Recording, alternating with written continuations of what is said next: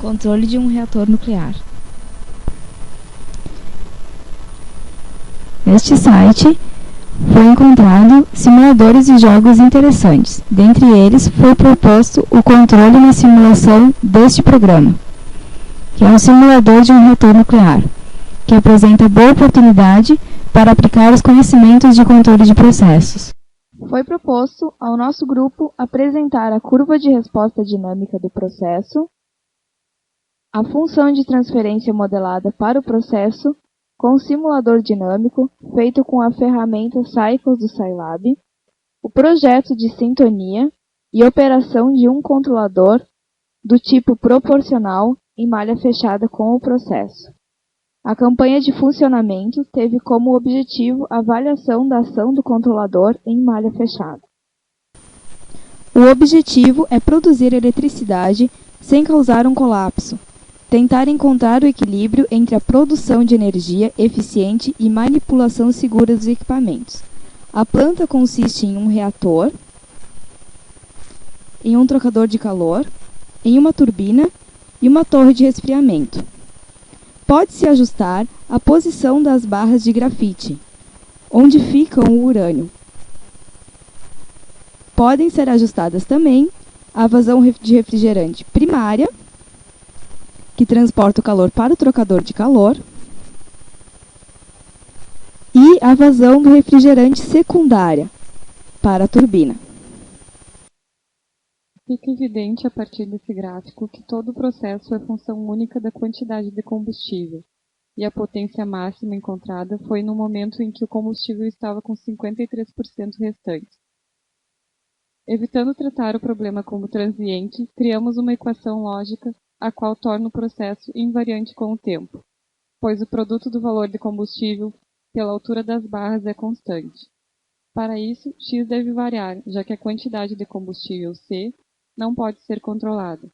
Então, com a variação de C, automaticamente as posições das barras devem variar inversamente proporcional, para manter a igualdade. Portanto, a nossa variável controlada é a função objetiva, e a manipulada é a altura das barras x. O processo se tornou a partir de nossa modelagem permanente, com uma única função de transferência.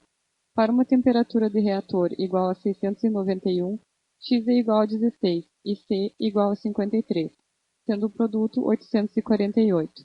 A partir disso, foram calculadas as variações de x em relação à quantidade de combustível, para que esse valor se mantivesse constante. Uma nova campanha foi realizada e, posteriormente a essa, uma potência média de 1.600 não foi alcançada. Então, para que essa meta do trabalho fosse atingida, um novo valor da função objetiva foi determinado, onde x igual a 17 e C igual a 53, sendo o produto 901. Com esse valor, a potência média atingida foi de 1.662 kW. Segundo a função proposta, a temperatura do reator, após alguns testes, ficou entre 700 e 730, com uma temperatura média de 715,38. Tendo feito essa abordagem, o próximo passo foi realizar uma perturbação de grau no nosso processo, para encontrar a função de transferência do mesmo. Sendo assim, realizamos um novo procedimento. Para não perdermos combustível, com apenas 16% das barras abertas em 50 dias, mantivemos por 2 dias o processo em malha aberta, para o boot com x igual a 90. No terceiro dia foi iniciado o controle em malha fechada, e no 50º dia foi feita uma perturbação de grau de 27,5, como demonstrado no gráfico.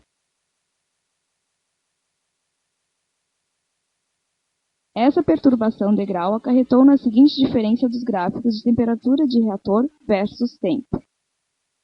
A partir do gráfico, foram obtidos os parâmetros necessários para a função de transferência do processo. Com esta função de transferência, as ferramentas do Cycles no Scilab foram usadas para a sintonia e análise de respostas do controlador. Essa sintonia foi feita através do método heurístico de Ziegler e Nichols, onde se determinou para um controlador proporcional em malha fechada o ganho último, KU, valor de Kp quando a resposta se torna oscilatória. Tendo o controlador sintonizado, partiu-se para a etapa de testes do mesmo. Para o setting point, no valor de 901 da nossa variável controlada, a resposta do nosso controlador nos apresentou um pequeno offset, mantendo a linearidade pouco abaixo dos 900.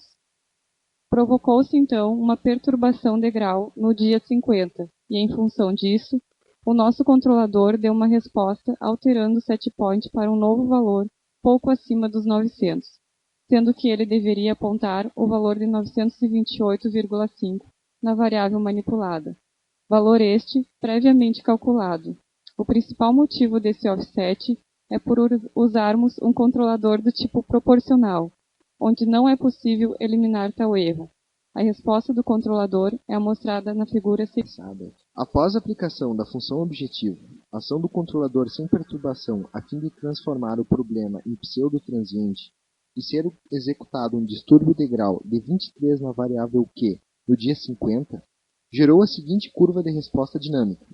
A partir da mesma, a função de transferência encontrada para este processo foi com um ganho de 60, tal de 94 e tempo morto igual a 2 dias. A sintonia foi realizada e obteve-se um ganho último de 2,48 e, portanto, um KP de 1,24. A sintonia mostrou-se boa de acordo com a simulação dinâmica no Scilab, que nos mostra um comportamento estável do controlador com um pequeno set point. A última campanha, com ajustes, nos deu uma potência média maior que 1.700 kW. Enfim, a modelagem, projeto e sintonia mostrou-se ser confiável. Os créditos deste trabalho são dedicados aos acadêmicos do curso de Engenharia Química do 4º ano, Diogo Ortiz Machado, Maurício Cardoso da Silva Borges, Bárbara Thaís Eli, Daiane Landarim e a todos os colegas do curso de Engenharia Química do 4º ano de 2010. O trabalho só foi feito com a orientação do professor Renato Dutra Pereira Filho, professor de Instrumentação e Controle de Processos, 4º ano de Engenharia da FURG. As referências bibliográficas utilizadas durante esse trabalho foram o site www.ea4rv.com, rdpf.wordpress.com, o livro Controle Típicos de Equipamentos e Processos Industriais, com o auxílio do software Scilab. Muito obrigado pela sua atenção.